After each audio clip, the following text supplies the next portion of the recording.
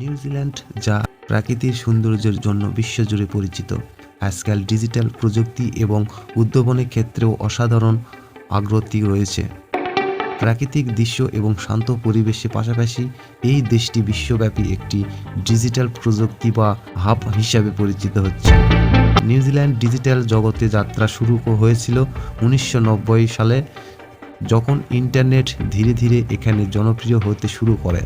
বর্তমানে এই দেশটি অত্যাধুনিক ফাইবার অপটিক ইন্টারনেট, উচ্চ গতিতে মোবাইল নেটওয়ার্ক সেবার মাধ্যমে ডিজিটাল গ্রাম অঞ্চল থেকে শহর পর্যন্ত ইন্টারনেট সংযোগ সবার জন্য সফলযোগ্য।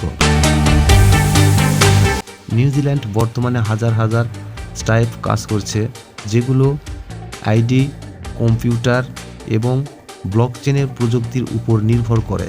বিশেষ করে অকল্যান্ড এবং ওয়াকিংটন শহর দুটি ডিজিটাল স্টার্টআপরা কাজ করছে। নিউজিল্যান্ড সরকার কোম্পানিগুলোর উন্নয়নের বিশেষ গুরুত্ব দিয়েছে এবং নানা ধরনের ফান্ডিং ও ইনকিউবেশন প্রোগ্রাম চালু করেছে।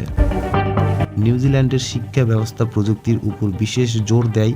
স্কুল থেকে বিশ্ববিদ্যালয় পর্যন্ত ডিজিটাল টুলস ব্যবহার করে শিক্ষার্থীদের জন্য আধুনিক দক্ষতায় পারদর্শী করে দেশটি। প্রধান বিশ্ববিদ্যালয়গুলো ডাটা সার্ভিস, সিকিউরিটি এবং সফটওয়্যার ডেভেলপমেন্ট বিভিন্ন প্রোগ্রাম চালু করেছে। নিউজিল্যান্ডের অর্থনৈতিক একটি বড় অংশ কৃষি।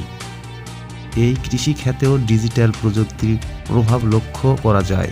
স্মার্ট সেবল ডেটা এবং ইউআইডি ভিত্তিতে ডাটা অনলাইনের ব্যবহার করে কৃষিকেরা আরও কার্যকরভাবে সফল উদ্ভাবন করতে পারছে।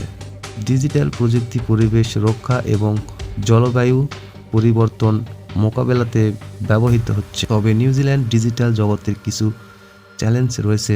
সাইবার নিরাপত্তা, ডিজিটাল ডিভাইড এবং প্রযুক্তির সঠিক ব্যবহার নিশ্চিত করা এখন বড় বিষয়।